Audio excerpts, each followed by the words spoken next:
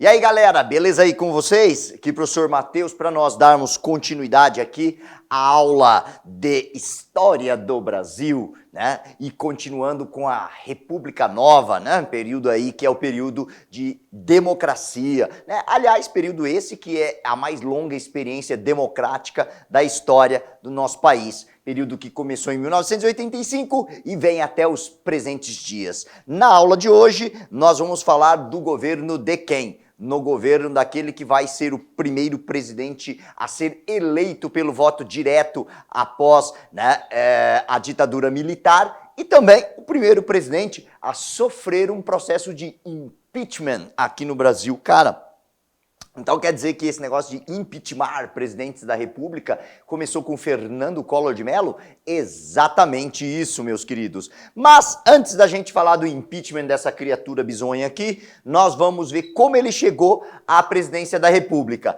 Então, o Collor, ele vai ser eleito em 1989. Então, a sua eleição foi em 1989. Tá? Então, na eleição de 1989, nós vamos ter uma eleição, como eu disse a vocês, direta. Cara, diversos candidatos vão concorrer às eleições de 1989 e eram candidatos de peso, candidatos de nome político, né? Então, todo mundo acreditava que seria, e foi, né, de fato, mas uma eleição bastante acirrada. Fala, Matheus, nas eleições de 1989, os caras falavam em quem como possíveis presidentes da República. Os nomes mais cogitados eram assim: Leonel Brizola, tá? Que já havia sido governador do Rio Grande do Sul, também foi governador do Rio de Janeiro, tá? Era um nome político de peso já há algumas décadas aqui no Brasil. Ulisses Guimarães, que para quem assistiu a aula sobre, né, o governo de Sarney, foi o grande responsável por promulgar a Constituição de 1988, né? E o Lula. Mas aí acreditava-se, assim, principalmente dentro daquela onda mais já de esquerda, né, que estava começando a ganhar força aqui no Brasil.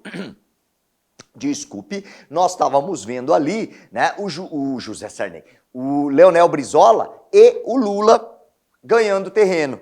Tá? Então acreditava-se que um segundo turno seria possível que fosse entre Leonel Brizola e o Luiz Inácio Lula da Silva. Porém, isso não aconteceu. No segundo turno, nós vamos ver aqui, ó, o Fernando Collor de Mello com o Lula. E o que fez com que o Collor, né, em 1989, ele conseguisse ganhar esse destaque, já que ele era um político pouco conhecido do grande público e que saiu candidato por um partido que é o PRN, que era um partido que foi criado praticamente às vésperas das eleições para que ele soubesse, para que ele pudesse sair candidato à presidência da República. Foi aqui, ó, nas eleições de 1989, que foi feito uma campanha de marketing, tá? Então, ó, o marketing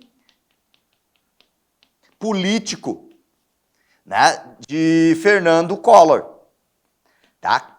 Esse marketing político em torno da figura do Fernando Collor, ele vai criar a imagem, que é a imagem de um político, que é um político que iria combater a corrupção. Olha a ironia do destino.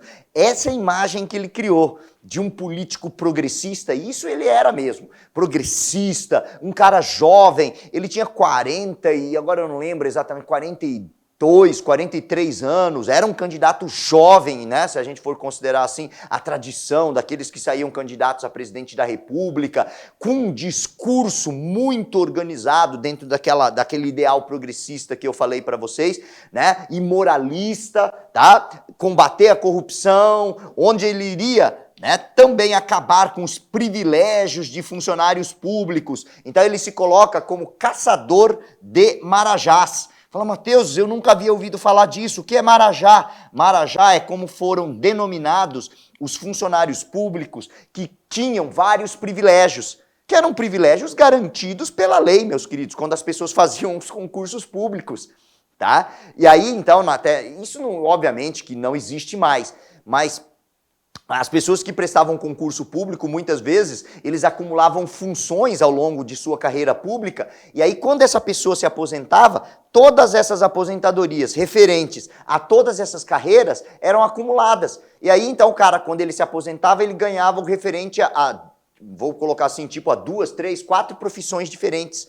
E aí isso acumulado dava aposentadorias que fossem assim, nos padrões dos dias atuais, eu diria assim, ao em torno de 100, 150 mil reais, tá? E aí ainda existe isso, porque é direito adquirido. E aí o que o Collor dizia? Queria acabar com esses privilégios, ia acabar com os privilégios desses marajás. Por isso ele ficou conhecido como caçador de marajás.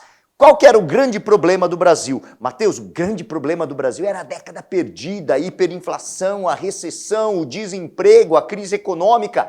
É aí então que entra também o Fernando Collor se colocando como o quê? Como protetor dos descamisados, tá? Ele se colocava aqui, ó, né, dentro dessa marketing que foi criado, além de caçador de marajá, como protetor do descamisado. Quem é descamisado, Mateus? Pobre. Por que ele dizia que pobre é descamisado? Porque pobre não usa camisa, pobre usa camiseta.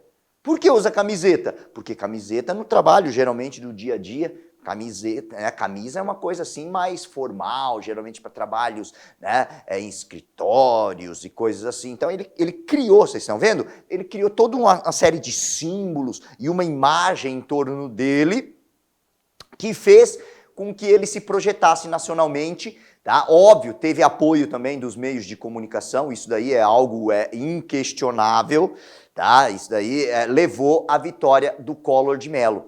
Tá? Ele derrotou no segundo turno o Lula. E, obviamente, as chamadas fake news. Fake news é aquilo que existe desde sempre, tá, meus queridos? Não é de hoje. Tá? Hoje elas se disseminam com mais rapidez e até com mais virulência. Mas naquela época também o Collor se aproveitou de fake news. Me diga então, Matheus, uma fake news falando que se o Lula ganhasse, o Brasil iria virar comunismo. Cara, o Lula nem comunista é. Tá? Isso daí é uma coisa que eu digo, é inviável, totalmente fora de cogitação, eu sempre digo isso. Tá? Uma outra coisa, e tanto que isso daí é inviável, que, né, se a gente parar para pensar, o Lula depois ele foi eleito por 2 mandatos, e sendo eleito em 2 mandatos, vocês viram que de socialismo não teve nada, não é isso? Então, quer dizer, isso ajudou o Collor sair vitorioso nas eleições. Só fazer um parênteses em cima dessa minha fala aqui. Você sabe por que as pessoas ficavam com medo do comunismo? Porque nós estamos falando aqui, meus queridos, ó, 1989. Tá? Então, 1989 é um ano muito emblemático, principalmente para o Brasil. É emblemático porque nós tivemos o retorno das eleições diretas e é emblemático em termos internacionais porque é quando ocorreu a queda do Muro de Berlim, que marca a derrubada do comunismo no leste europeu. Comunismo não, né? Socialismo no leste europeu. E isso tudo, então, na lembrança, principalmente das pessoas mais velhas, né, trazia a ideia de que comunismo era uma coisa perigosa. Não esqueça, contexto da Guerra Fria. As pessoas mais velhas tinham essa concepção, ok? Mas vem comigo aqui então, Felipe. Então é dentro desse contexto que Fernando Collor conseguiu se eleger presidente da República aqui do Brasil. Mas agora nós vamos falar do quê? Vamos falar da economia. Por quê? Porque em termos de economia, nós ainda vivenciávamos aquele momento, que era aquele momento crítico aqui do Brasil, que é o período da década perdida. Então, o que seria o período da década perdida? Nós estávamos vivendo aqui uma grave crise de recessão, hiperinflação, inflação ainda continuava a bater na casa aí, né, de 60, 70, 80, 90, chegando a bater também na casa dos 100% em um único mês. Então era uma situação que era bem desesperadora, meus queridos. Não dava para você fazer planejamento, esse negócio de comprar parcelado, boleto, esqueça, era uma coisa inviável diante dos patamares, né, inflacionários desse período. E aí o que é que o Collor fez? Meus queridos, ele fez o mais do mesmo. O que é o mais do mesmo, Mateus? Ele simplesmente vai adotar planos econômicos que tinham a mesma estrutura de planos econômicos adotados anteriormente, que é, no caso, o plano do José Sarney. A estrutura criada e utilizada aqui no governo do Collor foi, né, o do congelamento e de tabelamento, com requintes de outras insanidades que eu vou mostrar aqui para vocês. Quais seriam, então, essas insanidades do chamado Plano Collor, tá? Então nós vamos ter aqui, ó, já em 1989 já, tá? 89 não, desculpa, já em 1990, quando assume o Fernando Collor, já na primeira semana de governo, ele estabelece o Plano Collor. Então esse Plano Collor era uma tentativa de controlar a crise econômica, onde se estabelecia, ó, de novo, ó, por isso que eu disse, é o mais do mesmo, o congelamento de preços de mercadorias, o congelamento de salários. Nós vamos ver aqui, ó, de novo, uma troca de moeda. A moeda, para quem assistiu a aula lá do José Sarney, havia mudado seu nome para Cruzado. E aí, em 1988, inclusive, mudou para Cruzado Novo, mas continuava Cruzado, tá? Aí, o que acontece aqui no governo do Collor? Voltou a se chamar Cruzeiro. Então, em 1990, a nossa moeda voltou a se chamar Cruzeiro. Cara, eu que era já mais jovenzinho aqui, em 1990, já era adolescente, com meus 15 anos, eu nem sabia mais o nome da moeda, tá? Então, a moeda mudava, uma vez cada 2 anos está mudando o nome, velho. Como é que você vai saber, tá? E aí, então, olha só o que acontece. Troca de moeda. Mas a insanidade maior vai ser isso aqui, ó, gente. O confisco das aplicações financeiras. Não entendi. Já vou explicar então para vocês. Como os índices de inflação, eles eram muito altos aqui no Brasil nesse período, não dava para você ficar com dinheiro em casa. Dinheiro tinha que estar aplicado. Então, mesmo que a pessoa ela fosse uma pessoa mais humilde, uma pessoa mais pobre, se ela tivesse um dinheirinho ali, ela tinha que deixar no banco. Porque a inflação, né, batendo na casa de 60%, 70%, 80% ao mês, né, um dia ele já se desvalorizava assim absurdamente. Então, basicamente, todos tinham dinheiro em banco. E aí, todos é mentira minha, tá? Mas assim, quem tinha essas condições tinha dinheiro em banco. E aí, o que acontece? Todo esse dinheiro aplicado. E aí, o que o Collor fez? Vendo o que aconteceu em 1986, que foi uma crise de desabastecimento, porque as pessoas foram às compras, o que ele fez para evitar que as pessoas gastassem? Confiscou o dinheiro das pessoas por um período de 18 meses. Durante 18 meses, as pessoas não poderiam sacar o seu próprio dinheiro no banco. Que absurdo, Matheus! Um absurdo, tá? Então, aqui, ó, é isso que vai acontecer. Essa é a cereja do bolo. Sabe quem elaborou esse plano econômico aqui? Tá? Foi uma ministra da Economia, tá? A Zélia Cardoso de Mello. Por que você está falando dela, Matheus? Porque geralmente as pessoas acham que ela era parente do Collor. Não era, apesar de ter o Mello no sobrenome, não era parente, tá? Era uma economista. Ela elaborou esse plano, que é o Plano Collor, tá certo?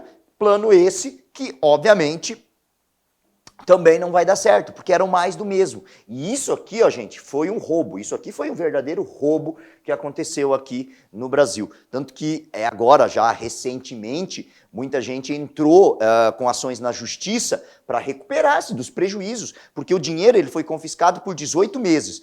Então, é como se eu dissesse assim, meus queridos, imagine que você tivesse R$1 milhão no banco depois de 18 meses. Se não tiver os devidos, né, reajustes desse dinheiro, né, da inflação, né, e tudo mais, sabe o que vai acontecer? Esse 1 milhão, quando você fosse pegar, ia valer tipo R$500 mil.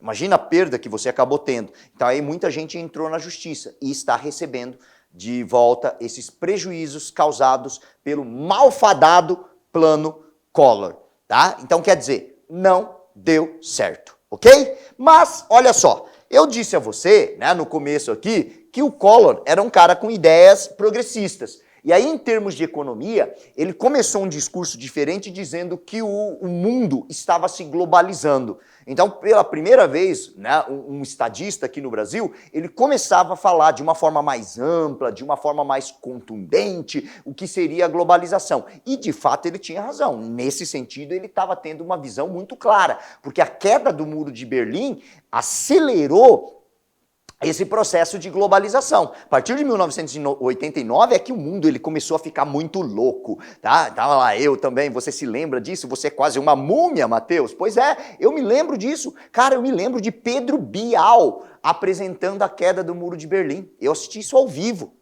Tá? Nossa, você é uma múmia mesmo.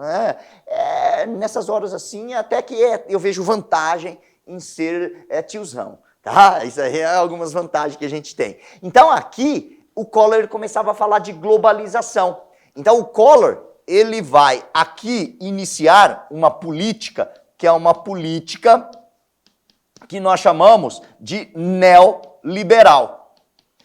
Mano, isso daí eu geralmente ouço falar que foi o Fernando Henrique Cardoso, Matheus. Pois é o que a gente ouve falar. Mas a política neoliberal, a cartilha neoliberal, ela é iniciada mesmo com o governo de Collor. Então o que o Collor ele faz? Ele inicia um processo de abertura da nossa economia. A abertura de mercado, sim, o que o Collor queria? Ele queria criar uma dinâmica aqui na nossa economia industrial. Ele dizia assim que as indústrias aqui no Brasil haviam se acomodado por conta da proteção do Estado, né, que mantinha o Estado, né, sob controle, com as nossas economias fechadas. A abertura da nossa economia iria trazer novas empresas, gerando concorrência, obrigando as nossas indústrias a se modernizarem. Nesse sentido, ele tinha razão também, tá? Eu concordo com ele. E aí o que vai acontecer? Ele usou, inclusive, como exemplo, os nossos carros na época. Ele dizia assim, cara, né, os carros brasileiros, veja os carros na Europa, nos Estados Unidos, no Japão, são carros bem mais baratos que o nosso, e são carros bons. Olha o que nós temos aqui, nós andamos em carroça. Falando, o que a gente tinha de carro naquela época? Cara, nós estamos falando aqui em 1990, eu acho que os melhores carros que nós tínhamos, se eu não me engano, era Monza. Acho que você nem sabe o que é isso. Monza, da Chevrolet, Santana, da Volkswagen, eu acho que o Diplomata, também da Chevrolet. Acho que em termos de carro é isso que nós tínhamos de melhor, pelo menos que eu... Aí tinha os esportivos, né, que os pleiba queria. Tipo quem? Eu queria, mas eu era pobre. Não, sou pobre, né? Tipo o quê? Escort, o Escort XR3, o Gol GTI. Isso é o que nós tínhamos aqui. Nossa, Matheus, tá? Que coisa feia, né? Pois é. Então, a abertura de mercado era exatamente com esse objetivo. Se bem que eu vou dizer uma coisa para você. Se eu ganhar na Mega Sena, eu vou comprar um Gol GTI, tá? Você pode escrever isso aí, anota aí na sua caderneta e você aí, né, que está assistindo a aula de Sala de Saber aí em todo o Brasil, já anota e reza aí, professor Matheus, que ele ganhe na Mega Sena, Ixalá, tá? Então, aqui é o seguinte, ele promove a abertura de mercado e ele dá início também a uma outra coisa. O que, Matheus? Ele vai dar início aqui a uma política de privatizações. Vocês estão vendo? Então a gente sempre pensa que isso é o Fernando Henrique. Fernando Henrique fez também. O Collor, ele iniciou essa política neoliberal. Ele só não conseguiu concluir exatamente pelo seguinte, porque o Fernando Collor vai sofrer o processo de impeachment, não é verdade? Mas aqui ainda tem uma última coisa em termos de economia para eu colocar para vocês. Aqui, ó, né, vai ser assinado o Tratado de Assunção. O que é o Tratado de Assunção, Matheus? Então, o Tratado de Assunção de 1992, ele marca a criação do Mercosul.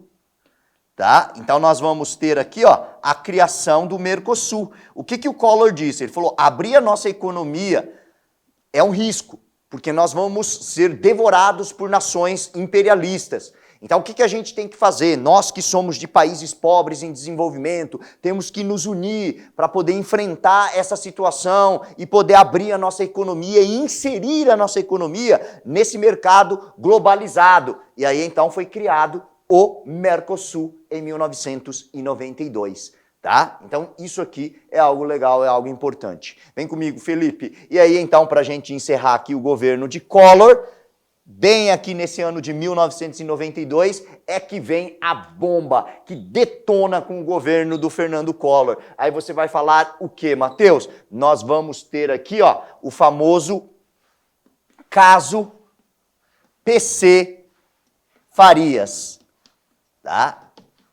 Então, o que vai ser o caso PC Farias? O caso PC Farias vai ser a descoberta de um esquema de corrupção. E por que se chama PC Farias? Tá? Chama-se PC Farias porque PC Farias foi o cara que articulou para o Fernando Collor esse esquema de corrupção. Era Paulo César Farias, era o contador desse esquema de corrupção, né, que foi descoberto aqui no governo de Collor de Mello. Agora, outra coisa interessante, como isso foi descoberto? Foi denunciado na revista Veja. Foi denunciado na revista Veja? Sim, foi denunciado por quem? Pasmem, meus queridos, pelo irmão do presidente Collor. Pedro Collor é quem fez a denúncia, tá? Da existência desse esquema de corrupção dentro do governo de Fernando Collor. Então, o caso PC Farias vai gerar uma série de manifestações, porque, cara, isso caiu como uma bomba na sociedade, tá? E vai desencadear uma série de manifestações. Essas manifestações eram manifestações pedindo o quê? Pedindo para que o Congresso cassasse o mandato do presidente Collor. Cara, aqui você tem que entender que isso daqui foi uma bomba. Por quê? Porque era um momento de abertura, gente, política. Tá? Os jovens, quem eram os jovens aqui? Pessoas como eu, nesse momento, eram jovens, né? E ficaram chocados, saíram às ruas protestando, exigindo, então, que fosse tomado, né, uma medida mais drástica. Então foram as manifestações dos jovens, dos estudantes, que pintavam seus rostos, né, pedindo o impeachment. Então são chamados caras pintadas. Ah, é aqui que tem as manifestações dos caras pintadas, né, Matheus? Exatamente. Pedindo o quê? Pedindo o impeachment de Collor de Mello. Cara, diante daquela situação, o Collor, que não tinha uma boa base parlamentar, começou a ser apedrejado, e como eu disse, naquele momento, os políticos, né, momento de abertura política, de redemocratização, os políticos querendo mostrar serviço, eles fizeram o quê? Cara, eles votaram e aprovaram o impeachment de Collor de Mello. Então, isso aqui é o que encurta o governo de Collor. Então, em 1992, nós vamos ter o primeiro presidente da República a sofrer um processo de impeachment, tá? Então, ele vai ser impeachmentado. Ele perdeu os seus direitos políticos por um período de 12 anos. Uma coisa que os alunos sempre me perguntam é o seguinte, fala, Matheus, o Collor, ele não foi impeachmentado, né? Eu falo, foi. Ah, mas ele não renunciou? Ele tentou a manobra da renúncia. Só que mesmo tentando a manobra da renúncia, alguns dias antes da votação do impeachment, ele sofreu o processo do impeachment, ok? Então, isso aqui foi um escândalo. Você tem que ver, cara, assim, as coisas que começaram a aparecer, os podres, foi aparecendo um atrás do outro. Só que o problema não foi só isso, né? Então, a gente tem a impressão que o único esquema de corrupção que apareceu foi esse. Porque como foi o esquema de corrupção aqui, para eu finalizar? O esquema de corrupção seria o seguinte, o presidente da República, ele facilitava a vida de algumas empresas em licitações, tá? Então, quer dizer, ele facilitava a vida de empresas privadas, né, já que ele era o presidente da República, ele recebia propina. Então, quem intermediava isso tudo era o Paulo César Farias. E aí, quando isso daí foi descoberto, né, obviamente que isso daí, né, detonou com o Fernando Collor de Mello. E aí, então, para a gente finalizar aqui essa paradinha, o que acontece? Então, quando tem o processo de impeachment, o presidente ele é derrubado, no caso aqui ele perdeu os seus direitos políticos, perdendo os seus direitos políticos, quem assumiu? Assumiu no seu lugar o vice-presidente. Quem era o vice-presidente? O vice-presidente era Itamar Franco, que vai assumir em 1992 e vai fazer lá um governo que é um governo tampão. Vem comigo aqui, Felipe. Então, para finalizar, nós temos o governo de Itamar Franco, tá? Então, diante do impeachment, vamos até organizar aqui só para vocês. Então, diante do impeachment de Collor, nós vamos ter aqui, ó, o vice assumindo, que é Itamar Franco. Então, nós podemos colocar aqui, ó, o governo Itamar Franco. Itamar Franco era o vice, faz um governo tampão, 1992 até 1994. O que marca o governo de Itamar Franco? Como eu disse, o governo de Itamar Franco foi um governo tampão. Ele sempre foi muito topetudo, literalmente. Ele tinha um belo de um topete, o nosso presidente, o falecido já Itamar Franco. Mas ele não concordava com aquelas medidas neoliberais que foram tomadas pelo Fernando Collor. Então, quer dizer, aquele projeto, né, de privatizações, nesse momento ele acabou sendo brecado. Mas ele tinha um grande problema que ele estava enfrentando. Qual era esse grande problema que ele teria que enfrentar, aliás? A crise econômica, né? A década perdida. Foi aí então que o Itamar ele teve aí uma grande sacada. Qual foi a grande sacada dele? Ele vai nomear para ministro da Fazenda, tá? Então o nosso ministro da Fazenda, que ele vai nomear lá nos idos de 1993, vai ser Fernando Henrique Cardoso, também conhecido como FHC, para a gente facilitar a vida aqui, ó. Quem era FHC? Fernando Henrique Cardoso. E aí o que o Fernando Henrique Cardoso, que é sociólogo, ele fez? Fernando Henrique Cardoso formou um grupo, né, de economistas, tá, para elaborar um plano, para analisar o que estava acontecendo com a nossa economia e assim elaborar um plano que pudesse tirar o Brasil daquela situação que era uma situação caótica em termos econômicos. E aí, então, o que eles vão elaborar? Em 1994, eles vão apresentar para nós o Plano Real. Então, o Plano Real, que foi lançado em julho de 1994, foi um plano que foi gestado e foi sendo colocado em prática ao longo de pelo menos 6 meses.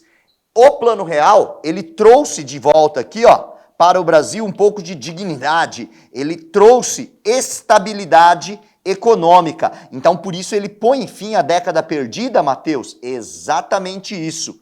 E aí uma coisa importante, ele traz estabilidade econômica aqui para o nosso país sem a necessidade de choques econômicos, como tabelamento, como congelamento de preços e salários, tá? Então ele vai realizando de uma forma gradativa, né, atrelando o valor da nossa moeda a um referencial, que na época era conhecido como URV e que tinha também como indexador o dólar. Então é como se eu dissesse assim que a nossa economia ela fosse sendo aos poucos dolarizada para trazer um pouco de condições de estabilidade para que a nossa economia ela pudesse voltar a crescer. Houve a troca de moeda? Houve a necessidade, porque, né, havia lá aquela, não é questão só do estigma, mas a nossa moeda havia se desvalorizado demais. Então, já que é para começar do zero, vamos começar com o quê? Vamos começar com uma nova moeda. Por isso que o nosso dinheiro hoje chama-se o quê? Real. Então, nós temos o Plano Real. Esse Plano Real, meus queridos, estabilizou a economia. E isso garantiu, então, a Fernando Henrique, em 1994, que foi o ano do lançamento do Plano Real, uma popularidade gigantesca. Essa popularidade possibilitou que, nesse ano, FHC saísse candidato à presidência da República e, obviamente, vencesse as eleições, se tornando, então, o próximo presidente da República. Mas isso, meus queridos, a gente vai trabalhar na nossa próxima super aula, ok? Um abraço a todos, até lá, então. Tchau, tchau.